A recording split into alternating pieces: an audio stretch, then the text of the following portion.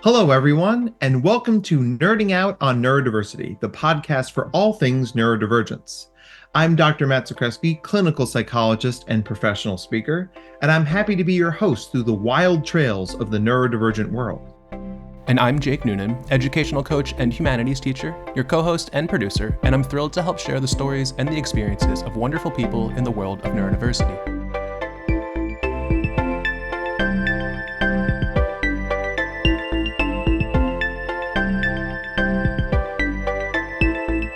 We're really excited for today's guest, which we are going to say a lot because we're always really excited about every guest we get. So let's get into it. Hello, everyone, and welcome to another episode of Nerding Out on Neurodiversity. I'm your host, Dr. Matt Zakreski, clinical psychologist, professional speaker, published author, wearer of many hats, including co-hosting this illustrious podcast with the beaker to my Bunsen honeydew, Mr. Jake Noonan. Say hi, Jake. Hi, everybody. It's great as always to be here. Dr. Matt, I'm so glad that I get to be beaker. And you get to be honey too. Beaker was one of my favorites all the time growing up. The single best Halloween costume I have ever seen is a guy who was a working... it was just he all night. He just meep, meep, meep, all night. It was just glorious. It's incredible. And then it's like, how tired? He's like, so tired. I miss words. He didn't have a Bunsen honeydew though, which was, kind of a misstep. At least he committed. That's the important part. Yeah, he did. Halloween costumes are all about committing. I once went as Silent Bob from the Jay and Silent Bob films, and this is before I had a beard. So I drew a beard on with face paint from the theater shop, and proceeded to not talk for 4 hours, which, if you know me, is a freaking Halloween miracle. I also bought a pad of cigarettes and kept one in my mouth. And people were like, "Are you going to smoke it?" I was like, I've actually never smoked a cigarette. I don't actually know how. So I'm going to hold it in my mouth like a cool guy. Lightly taste it. Very grease. Like, yeah, I've got a cigarette. All right. We have a really exciting guest today. And I practice saying her name, so watch me screw it up anyway. But we have Cynthia Miller-Lautman. Cynthia, would you like to introduce yourself? Absolutely. My name is Cynthia Miller-Lautman. As we said, I'm an occupational therapist, actually, and I've been working for 25 years, I guess, as an occupational therapist. But I would love to introduce myself a little more because I think personal is probably important too. I always share a personal story because I cannot be a professional without the other side of me. So I'm also a parent, and I have 3 children, 2 who are neurodiverse. So that is a really important part of my journey and into being a professional, actually. But my husband is also neurodiverse. So that is a fun challenge. We are 2 neurotypicals and 3 neurodiverse in our family. So it's a really interesting dynamic in our family. And I love the journey, actually. So that's me in a nutshell. Well, we love that. And I've had the good fortune in my career to work with many amazing occupational therapists. I think that they are one of the truly unsung heroes of the broader mental health service world.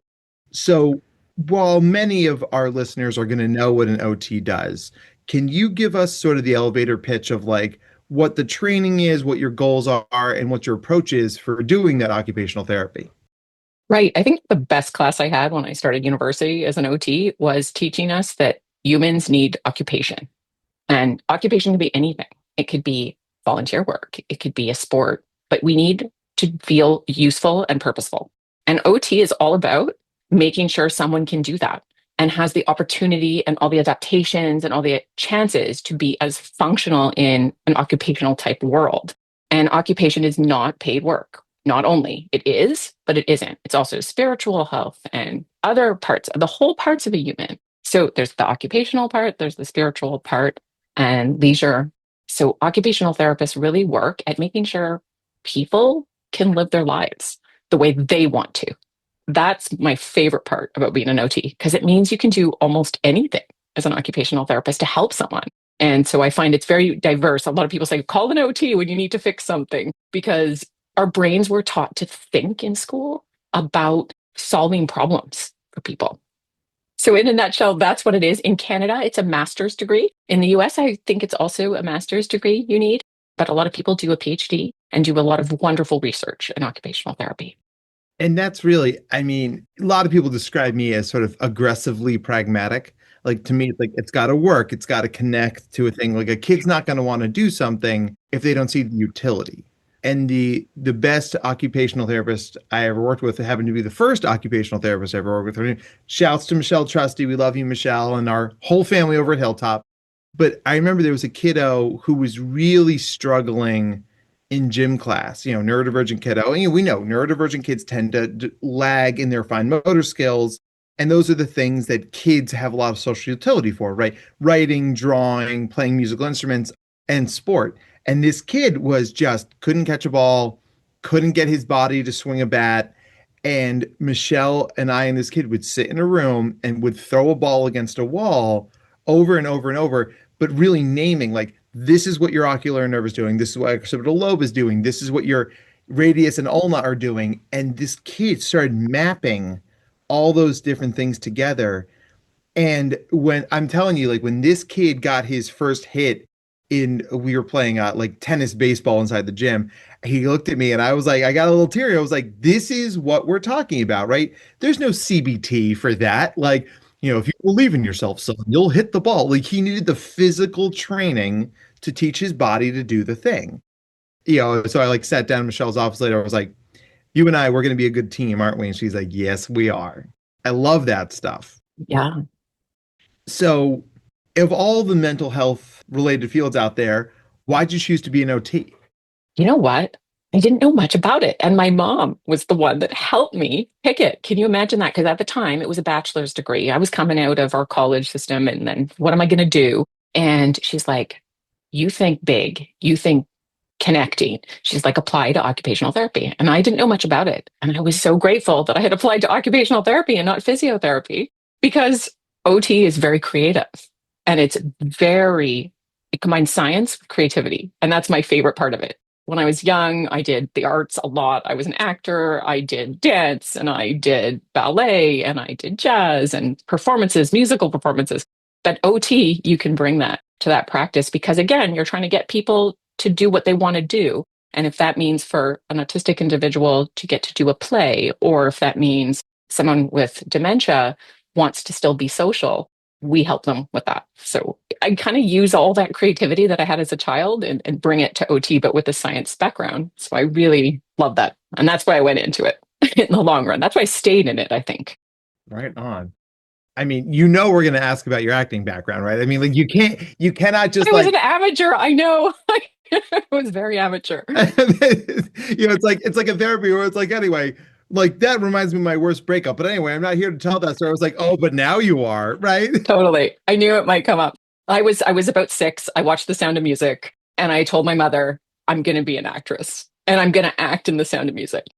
I did kind of get a chance to act in The Sound of Music, but at an amateur theater company where I grew up. And so I did acting lessons every Saturday till I was 14 and don't remember all of it. But what I retained was just be real, talk, be yourself, and own what you give and speak about, right? So I've always brought kind of who I am to what I teach now. So that's how acting influenced me. But I did some funny things. I did Anna Green Gables. I was dressed up and singing in that. And I danced in the Nutcracker Ballet for years, which was again amateur, but sold, tickets and pulled out shows. So it was fun. We've had a lot of professional and former performers on this podcast over the years. And yes, there are obviously differences of scale, right? I mean, if you're on Broadway or if you're in the West End or if you're in, I'm blanking up what the theater district in Toronto is called. Theater district in Toronto. Thank God we're being ugly Americans today. Like the Tim Hortons Theater, eh? God, I'm terrible. Oh, Lord. All right, take a lap, everybody. But I mean, really, like you said, there was costumes, there was lights, tickets were sold. Like, I personally think we put way too much emphasis on the professionality of theater, where it's like, you did a professional quality performance. I mean, you're not getting, Angelina Jolie money, but honestly, as long as it wasn't in your basement, I got to tell you, I think it sure sounds like professional theater to me. Okay, I'm sure it was. I will take that. I'll take that as a win. Nice. You'll find out later that she has like an entire theater in her basement. Honestly, if that would happen to anybody, it would happen to us. We actually run the Cynthia Miller-Lautman basement theater, and I'm wildly offended. Okay, so your mom's like, you should help people in this way. You're good at that. And you're like, oh my gosh, I actually can do that. Yeah. So walk us through the professional journey because, Oh, yeah. nobody starts where they end up. 100%. Yeah, there's this idea you see like your Colin Seals, your Scott Barry Kaufmans, your Catherine Morris's, like all these people we've talked to. And there's this perception from the audience that it's like, well, you just came out that way. Right. We're always Scott Barry Kaufman. And Scott Barry Kaufman's like, I was very much not me until I was me. And then I learned how to be me. So like, where'd you start and how'd you get to where you are? Yeah. Well, when I started OT, I loved the first classes. And by the end of the degree, I was not liking it. I was ready to apply somewhere else until I did a stage. My last stage was at a school for special needs children from 4 to 21 years of age. And I was going through a rough period in my own family. And I got to this school and I was thrown into rooms with autistic children. And as an OT, you often do sensory related activities. And I realized that these people and these children were the happiest people on earth when they were well supported, because it was a school for all neurodiverse kids in the public interest, but private. So money was not the issue, but the kids did not pay to go there. So we had kids who 80% were under the poverty line. And when I would go there, you have these kids with all these difficulties every day, facing them, but thriving with them. And I couldn't believe what a well set up school environment could do for people with disabilities. I was coming out of, at the time in our Canadian healthcare, it's free, but it was deteriorating. There was not good access to things. Schools were struggling to integrate kids with disabilities. So I was disillusioned. I was going to leave. I was like, I can't do this. And I did that stage and I was all in to the point that I didn't even go on. I applied to medical school, got into medical school and decided not to go. And it was this stage that changed me. And that's where I ended up working for the first 10 years of my career. And I learned so much about sensory regulation and kids. And I got to practice because you're new, you don't know, and you have to learn that all the intricacies of it. So that was my greatest achievement, I think, at that school. But then I had my own family. Fast forward, I had 3 kids in like 3.5 years. Crazy, insane. Don't do that. Yeah, that sounds like a lot. Yeah. And there was not twins in there. So it was a lot. So my daughter, my third one, I go into bed rest. I end up delivering, all my kids came early and I deliver my third in the cardiac unit. Oh, wow. And I experienced the sensory overload from delivering in a cardiac unit with beeping and noise. And I just started to make a lot of connections outside of neurodiverse kids, just humans. And I was like, this is not okay. And I was raising the flag. And by the end, I think I had people who had heart attacks were standing up to watch the baby being delivered. It was that insane. And it was at that moment that I was like, wow, our hospitals aren't safe enough. They are not safe enough for a traumatic event happening and an experience. So that was in the back of my head. And 5 days later, my daughter developed meningitis. Wow. And I ended up in a hospital bed with her for thinking, they were telling me we're not sure she's going to die, but we're putting her on antibiotics that might make her go deaf. But we have to treat her in case it's not viral and it's bacterial. And I watched her being prodded and needles and tubes and spinal taps. And I watched again how the hospital system was having to do this, but how traumatic it was and what babies who lived this were going to carry with them for the rest of their lives. And I knew too much as an OT, but I knew to crawl in at the Montreal Children's Hospital at the time was 4 babies to a room and no beds for the parent. So I was just post-delivery and trying to deliver and breastfeed a baby. And here I end up. I'm not a giant, tall person. So I crawled into the crib with her and gave her all the sensory stuff that I knew that babies needed. And I remember the doctors coming in and being like, what are you doing? And it's like, I know she needs this. Co-regulation is important. She's suffering greatly. I don't know if she's going to survive. I don't know what she's going to come out with. And so I just used my OT, but also my human nature of how my mom brought us up, like cuddle, hold, connect, use your body to calm. And she made it through and she thrived. And she didn't have bacterial, she had viral meningitis. So we were able to save her hearing by taking her off the antibiotics. But we got home and I had a child that I watched from birth being literally, physically hurt by tubes and things. And I watched what that did. So I really got firsthand. My journey really saw what it was like for kids to experience this kind of pain early in childhood and the after effects. So it taught me. I left Summit School where I worked, that neurodiverse school, and I needed to be close to my family at that moment. So I opened up a clinic in my basement. So not a theater, but I did open up a clinic. So close. You were close. Sometimes it is theater with autism because you're always. I call it, probably it's more improv because you don't know what is coming. So I opened up that clinic, and it was to be close to my family, but also to do things the way I needed to do it. So I met all these parents who would come with their children, and they often didn't have a diagnosis yet because OT is a really safe place to start, especially if your kid is sensory and you don't know what's going on and they're having behaviors and you're not sure you're ready for a diagnosis. But OT is safe because we look at the person and what do you want? What does your kid need to do? Let's work with that. We don't have to have the diagnosis. And these parents would come in and I needed to spend half the session with them. And that's when I realized I got to flip this model. I need to be with parents. I need to make sure there's time to hear their concerns because they are the ones that are in the court of those kids and they will be there forever. So I switched my model to after I did a little assessment and I asked the parents to come alone and I gave them a training and I taught them what it feels like to be their child. I would put them through a sensory experience.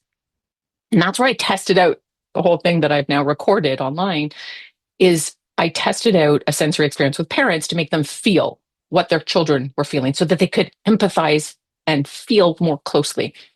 And that changed my practice. I couldn't even keep up with the demands of what people wanted. And at some point, I realized, though, I didn't want to work alone.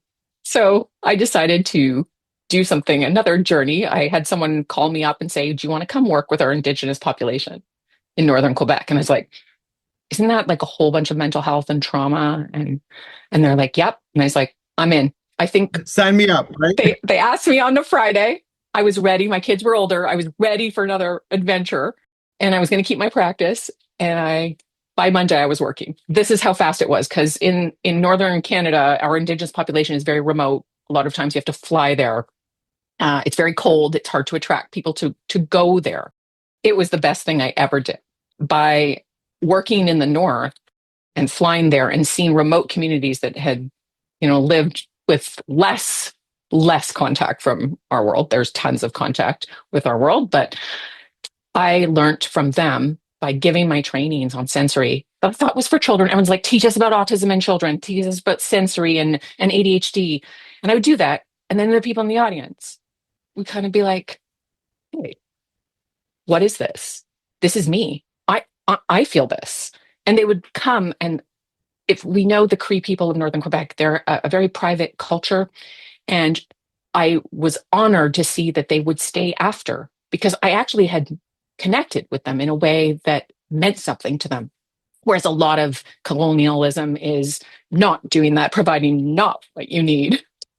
So that was incredible. And by the end of that, not the end because I'm still there, in that journey, I learned about trauma and sensory needs and how the body holds the trauma and that body work and sensory work is not well enough understood. Psychologists are starting it and getting into it. And there's a lot of research and trauma on that. But people weren't able to bridge the knowledge and how to describe what was happening to like a layperson, a parent, someone who hasn't trained in it. Is this hocus pocus? Like, what are we doing? Is this real? And so I became really good at teaching people why it's important and how come it affects us. And it's not just a children thing, which so many people still relate sensory and pediatrics. It's not true.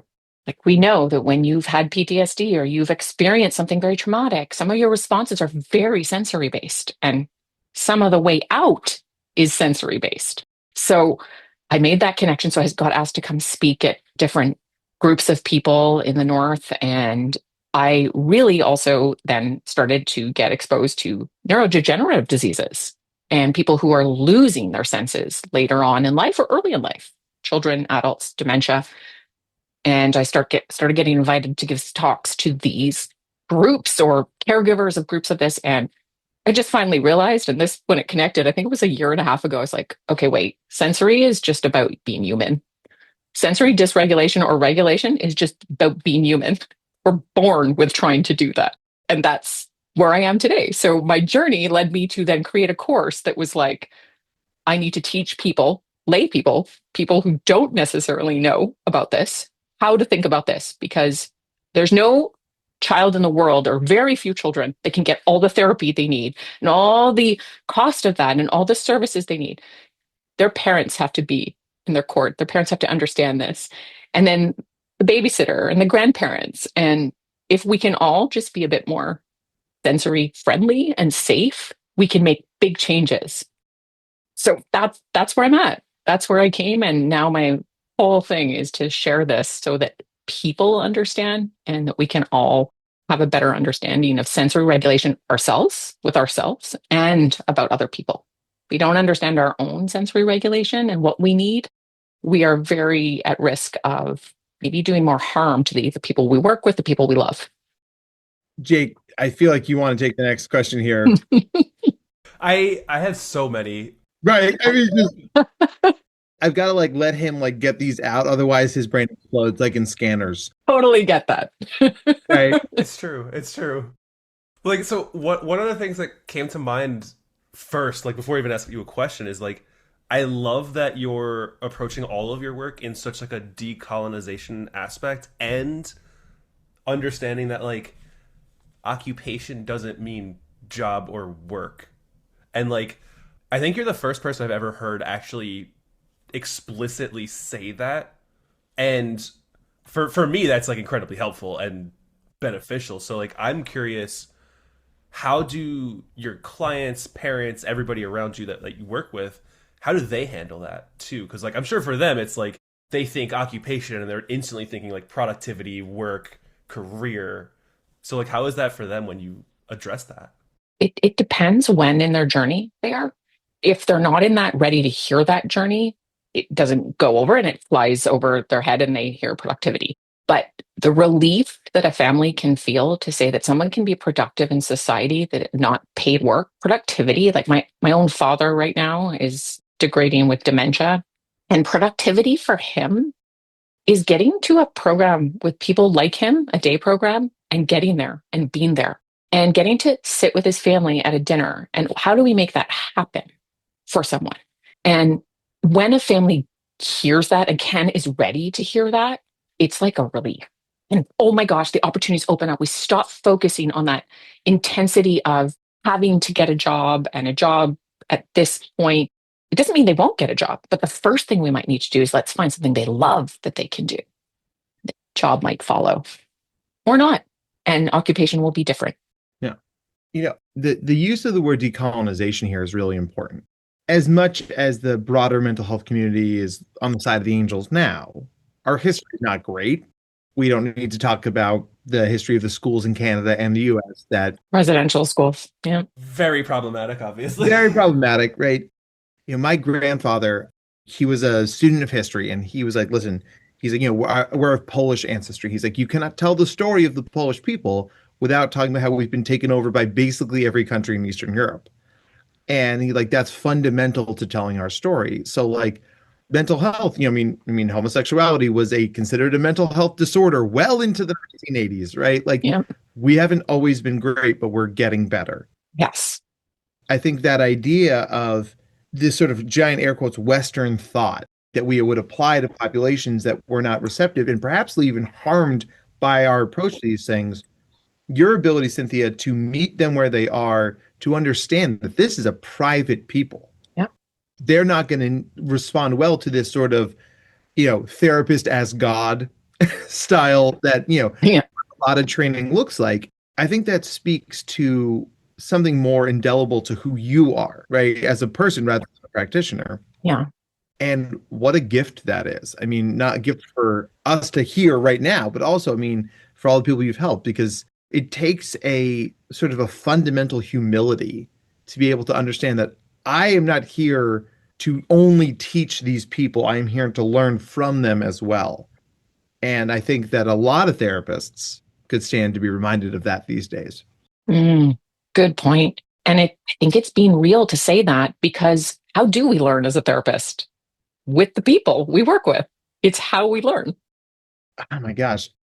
And I think it's the quote by Oscar Wilde. It's like, experience is the harshest teacher, but humans will have no other. Yeah. A lot of times, you've got to screw up and learn from it. I used to ask as part of my intake, like, oh, at what age did your child start being invited to sleepovers? So, that's a very privileged question. Yes. And it's not exactly neurodivergent affirming, because a lot of neurodivergent kids aren't comfortable sleeping in other people's homes. They may not have the social skills. They may not be able to get their sensory needs met at home, et cetera, et cetera, et cetera, et cetera. But it wasn't until a Pakistani family that I was working with was like, that's not something we would ever do. And I was like, well, gosh, why? And they explained, sort of their cultural and religious norms around that. I was like, I got to stop asking this question. Because how many people were off put by that question who didn't say anything? So now, it's like classic therapist open-ended question. Tell me about your social life. And then I shut up and let them talk. Right. Right? 100%. I have put my foot in my mouth so much with the Indigenous Cree people I work with. They're so kind, though, and you don't say that. We don't have school bags. Like I'd often say, when you bring home your homework, and they were like, we don't do homework at home. I'm like, oh. I would be like, when you have lunch at school, we don't have lunch at school. We go home for lunch because we can walk the 5 minutes to our house. And I was like, oh, I got to ask more, not tell. I'm going to quote somebody here. Be curious, not furious. That guy sounds like a schmuck. We shouldn't listen to him.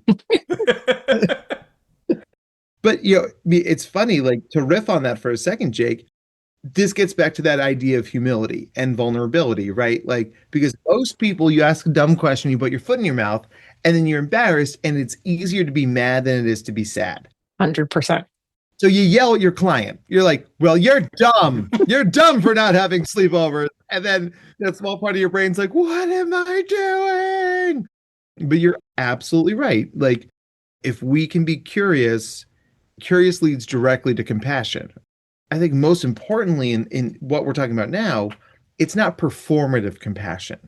It's not like, oh my gosh, tell me what it's like to be Cree. Right. And then you just sort of sit there in that like white person savior looking down at you place. Like, Totally.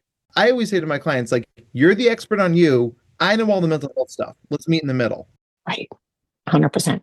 Right. And I'm sure there are, I would guess actually, like, Cynthia, do the Cree people have like their own words and language for things like ADHD, autism? I know that, some cultures have their own words for like what the Western medical system calls autism. Yes, they did. And it was all in the terms of special.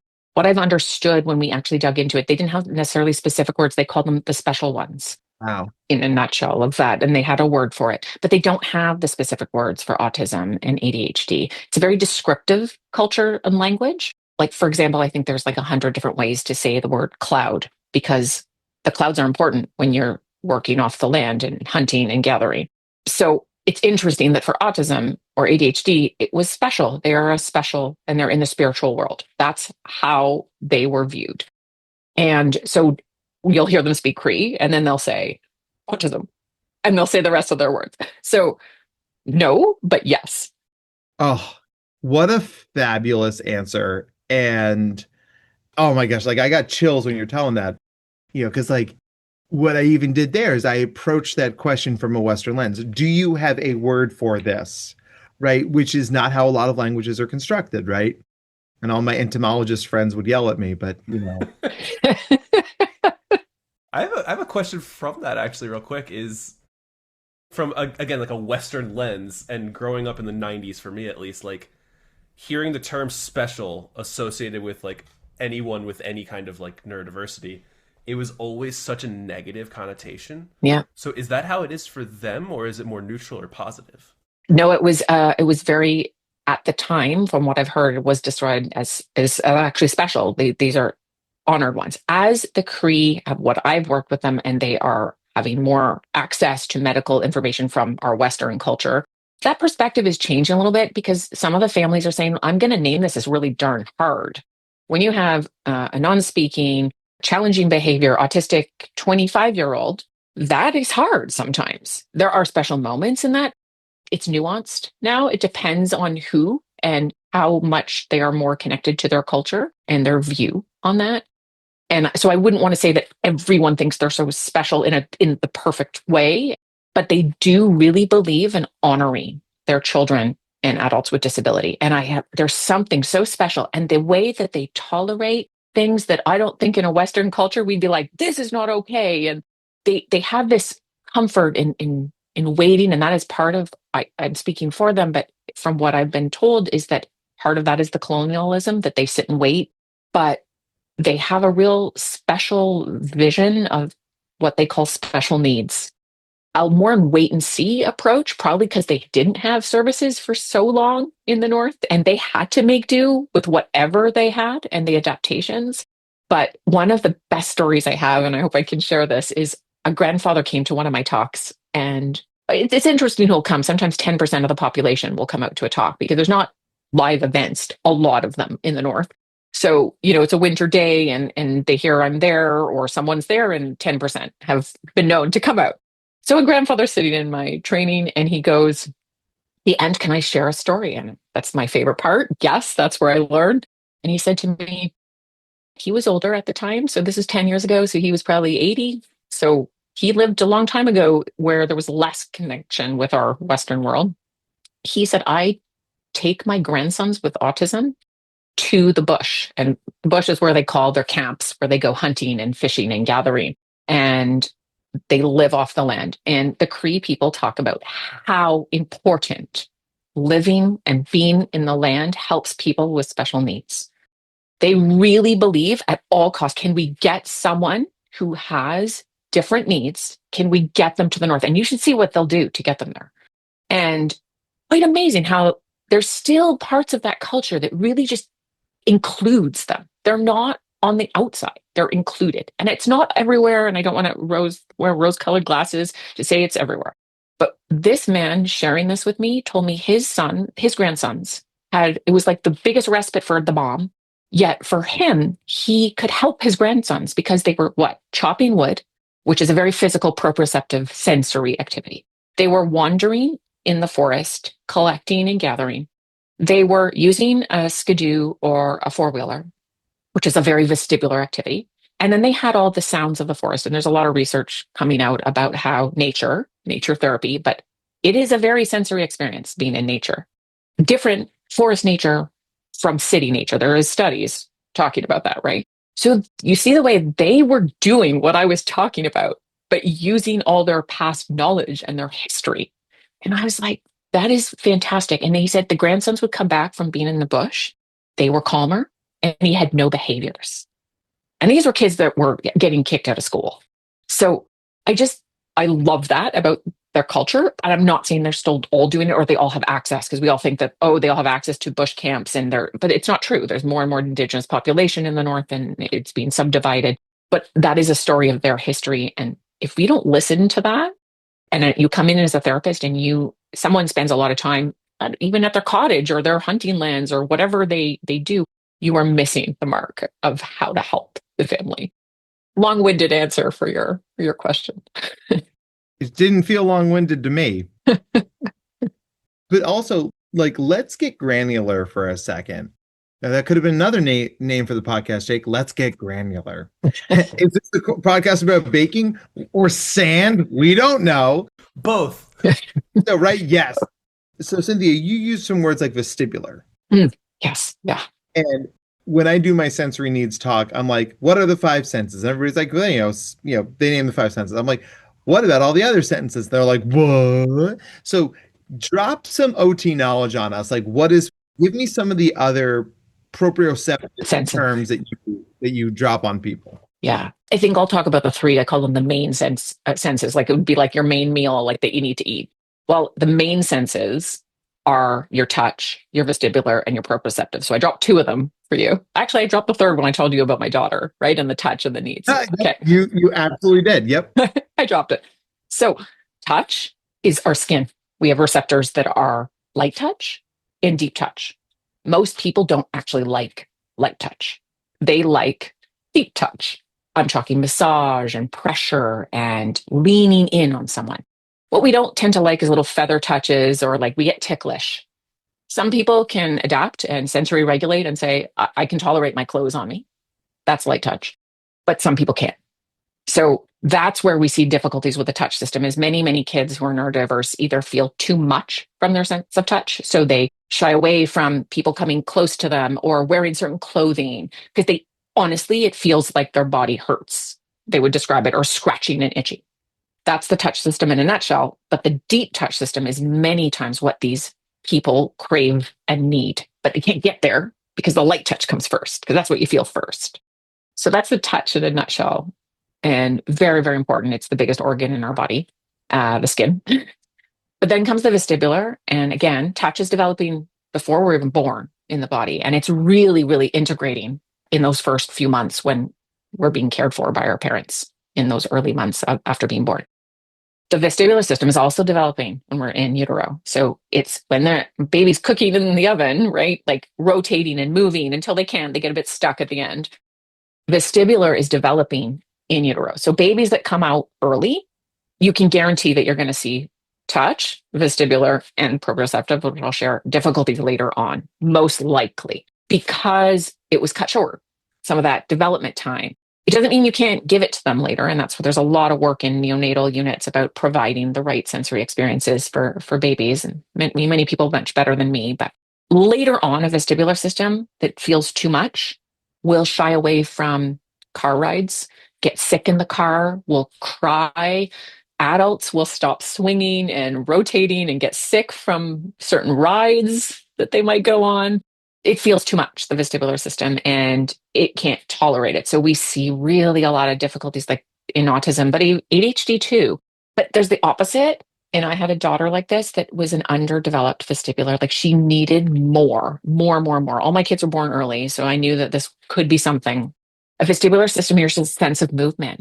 It's two little inner ear circular canals that sit in your ears that sense like so well how you move and the sense when you're off balance and when you're feeling a little dizzy. But most of us can do some spinning and look up and down from a book to the smart board or a computer screen and not feel sick. Then there's some kids that need more, or adults of vestibular. So my second daughter, she would only sleep in a swing. You know, I remember at the time hacking the swing to make it so it could be plugged in. At the time, there was only battery operated ones in the mid 2000s. And then finally, there was the plug-in one. I carried it with us. Like we'd go to the family cottage and we would like have it on the roof of the car. We had a Honda Civic at the time. And like that swing went with us. She needed vestibular. So what do we see in kids and adults who have vestibular needs that are not being met? They move, they rock, they fidget, they might fall out of their chair. They might run a lot. They might be the first kid that needs to move and go to recess. And if you take that away, they're struggling to pay attention. So you can have a high or you can have a low vestibular. The point is, if you can regulate it and get back to work or school with any of those three senses, then you're okay. But if you have trouble like regulating them and getting what you need on your own, that's where the external brain and the external supports come in. And if we think that every kid is going to get therapy for that, we're delusional, because it's not going to happen always. And many kids don't have access to that. So that's where I feel like parents understanding it and can do some really fun things with their kids vestibular wise, if there's a potential of difficulty, can just be, I'm talking about like, when you throw them up in the air and you spin them and you do these activities that we do naturally often as parents, and you just do them a little more. This can help really have a lot of sensory difficulties in school later on. So that was vestibular in a nutshell. Proprioception. Like I can get you to test it out right now. Like, if you both close your eyes and write your name in the air, can you write your name? Okay, I think you did it right. It's a bit backwards for me. Yeah. Can you close your eyes and touch your nose? Okay, cool. Yeah, you did it. So, what I would be looking for in a sense of proprioception, it's your awareness with your eyes closed. It's that internal body sense of your muscles and joints that feel where it is in space without your eyes. It's like the Spider-Man sense, I call it. It like feels, like Spidey-Man, like he feels where he is without even, looking, and it's amazing. So this is the sense that is so affected by so many kids with disabilities. And you see them in adults. So they look a bit clumsy and they have a lot of trouble doing anything with their eyes closed, or when they're copying from the board, writing becomes a difficulty. Timing with the ball, exactly that. Like I sense that story you told initially, that child probably had timing issues, which is often a proprioceptive base in there, right? Which looks like developmental coordination disorder. So, but these are the base senses. This is what's developing and what we need to actually help with developmental coordination and clumsiness and poor writing. It's that sense. Super important. Nobody knows about it. I always do a quiz. How many senses do we have? And everyone's like 5, and you learned them all in kindergarten. And there's 3 that are missing. Most people don't think of vestibular and proprioception. And they often don't think about the interoceptive system, which is the 8th sense, becoming more and more understood. When I started practicing, no one even talked about that. There were 7 senses when I was an OT. And about 10 years ago, I really started seeing it pop up and I was digging into it. And it's really our internal sense of our body. Are you hungry? Are you thirsty? Do you have to go to the bathroom? Is your heart beating? Are you feeling sweaty? Temperature regulation? I mean, it goes on and on. In my head, then I'm kind of like, maybe there's a whole bunch more senses. How do we put those all in one sense? It doesn't make sense to me. We'll stay tuned. We'll see what the future brings. But I really feel those first 3 senses and interoception, they all go hand in hand. If you don't feel just right on touch, vestibular, and proprioception, good luck feeling internal body senses. You're just trying to cope with those base senses. You can't regulate those. So you're touching things and you're wiggling and you're falling off your chair and you're getting in trouble. So you learn to not feel like I'm full, hungry, have to go to the bathroom. I don't know that it's learned or born with. I think it's a bit of both, but we shut it off when we're coping with so much base level sensory regulation. You said it before. It was super. You said, like, I can't go for CBT. I needed to go with the OT to teach the ball. 100%.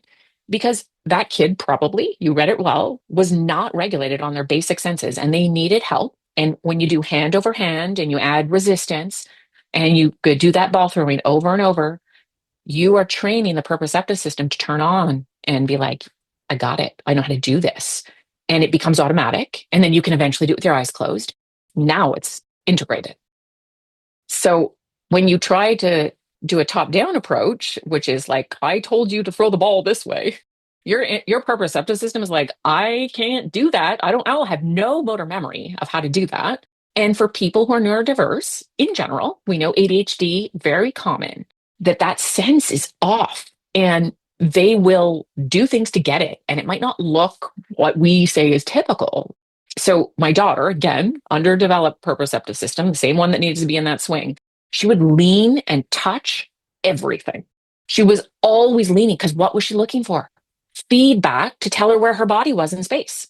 She was looking for that. And so fast forward, you might know some adults like this. My husband is like this, and he always tells me I'm allowed to say this story. He has bruises in odd parts of his body because he bumps into things.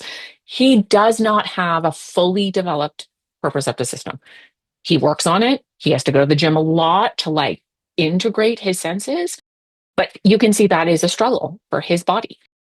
My wife is the same way, and she is forever like, oh, there I am, like with a random bruise on my hip, and I don't know why.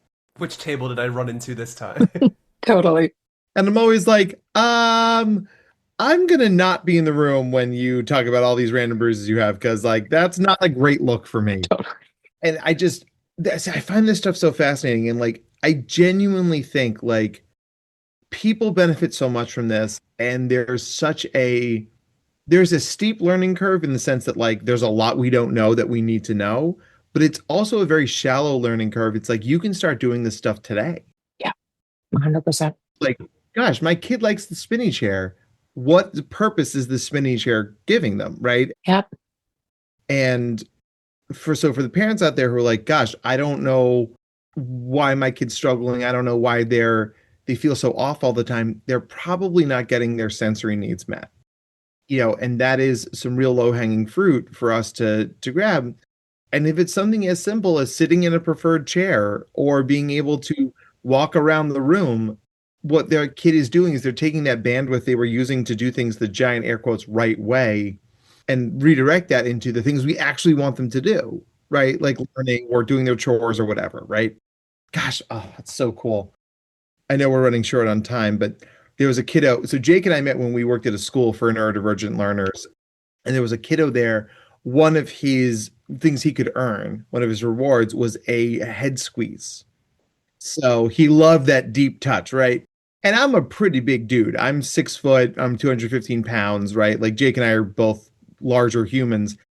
So, this kid, and I won't use his real name, we'll call him Steve. Steve came up to me, he's like, Dr. Matt, I get a head squeeze today. I was like, awesome, dude. So I took my giant hands and I took this 8-year-old's head and I squeezed it as the state education association walked in to inspect our school. And I was like, he wanted this. Wait, that sounds worse. Like, oh no, he asked for it. No, that's not better. And he's like, hi. Dr. Matt squeezes my head when I do a good job. I'm like, oh gosh. Yeah. This is backed up by good occupational therapist science, I promise. Just couldn't have timed it any better, right? But just that, I mean, when I think about the deep touch, I think about him, Steve, all the time, because gosh, what a cool kiddo. And the sort of thing, like, looks very atypical, but boy, was that a great thing for him. So, okay, let's move into our wrap-up questions. Honestly, Cynthia, we could talk to you all day. I mean, it's just you're a wealth of knowledge, and you're so easy to talk to. But Jake, why don't you start up our wrap up questions? Yeah, I'm super curious what you're gonna say, especially after all these like amazing individual words that you've been dropping like this whole hour. But what's your favorite word and why? Oh my goodness. My favorite word and why. Oh gosh. I think one of my favorite words is to talk about empathy. I think my poor kids hear it like every day. I love it because it means so much. I think it wraps up who I like to be as a human and how I like to be as a therapist. Yeah. It's like a perfectly succinct answer that I feel like that perfectly describes you from what you've been sharing and how you've been presenting yourself. Yeah. Thanks. I couldn't agree more. Okay. So now you did mention Spider-Man before, so I'm not sure if this is the answer, but if you could have any superhero on speed dial, who would it be and why? 100% Spider-Man. Hey! Why? The way he can feel his body and be in touch with his body is what I would love for all of us, but especially me. I'm always striving to hear what our bodies are saying, because I think when we can listen to that, we can do a lot of really good things. I love it. Well, you did a fabulous job with both of those. We love it. So now this is when we pass the mic to you. Like, what would you like our listeners to take home from learning from you today? Yeah, I think my message is that, like I said, humans deserve sensory regulation, but sometimes they need a little help. And so if you are working with parents, if you're working with adults, if you're just a parent parenting or taking care of an elderly parent, I challenge you to become a helpful external brain. And how do you do that? Be a detective. Like, ask questions. It's what you said. Be curious. If you can help someone who is stuck in a dysregulated state of sensory get a little more regulated, you are changing their life. And if you can offer those supports and space to do it right where you are. So a lot of people think that we should be taking sensory out. Let's get them out of the class. Let's do it outside. And sometimes that's not possible and it's not realistic. So to me, we got to bring it in to everything. Into our therapist's office should be sensory safe. And when I say sensory safe, make sure you have a touch, vestibular, and proprioceptive option for your clients to do, because those are the ones that are going to help them regulate. Second, if you're in a classroom, Make sure there's a sensory safe space right within the classroom. And I could go on with that for forever, but I will not. There's a lot written about that. And if you are in a medical professional environment that is stressful, like hospital, dental, psychiatry, you really want to make sure your office and that environment has a sensory friendly lens, because the worst thing we can do for someone is not help them be as safe and regulated as possible when they're walking into a learning or diagnostic opportunity. One of my professional goals is to someday give a sensory talk to the either New Jersey or some state dentist organization, because it's just like, oh guys, this is like the worst sensory experience ever, and there are some ways you could fix this, and just listen to me. I'll do it for free. It's like there's so much unnecessary struggle. Absolutely. That's why we do what we do. That's why we're all such public facing in the way that we serve neurodivergent folks and helping people get their sensory needs met. So, the journey continues, but I'm telling you, with people like you on our side, Cynthia, I think the world is going to get a lot better, a lot faster. And I thank you for it. Thank you. I think all Canada thanks you for it too. Oh, thanks. All of North America. All of North America. Who's ever hosted the World Cup. That's who's on your side. Totally. Oh, Canada, indeed. So, all right then. So we're going to wrap up this episode. We learned a lot. I am realizing through paying attention to my body senses that I should have peed before this recording. But now I know, right? And that's good. I learned. You have some good interoception then. Right? A thing that most ADHDers are not so good at, looking directly at you, Jake. I don't know what you're talking about. I don't know what you're talking about. Jake's like, well, I haven't eaten in 36 hours. I'm like, yeah.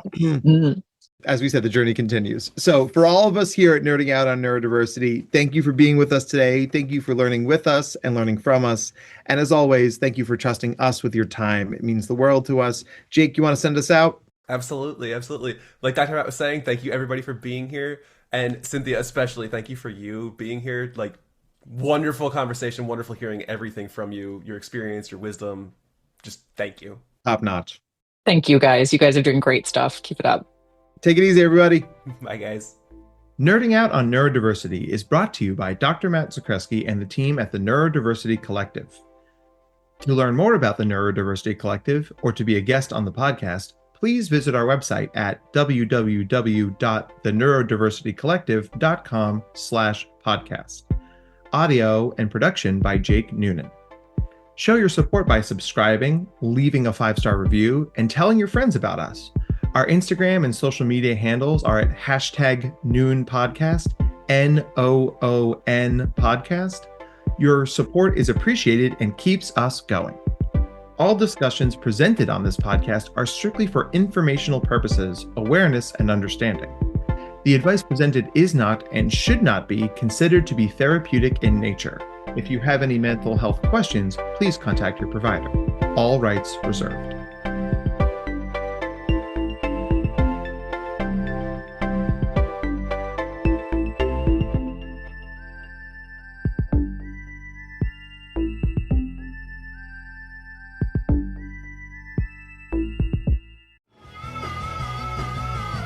You're listening to the Geekscape Network.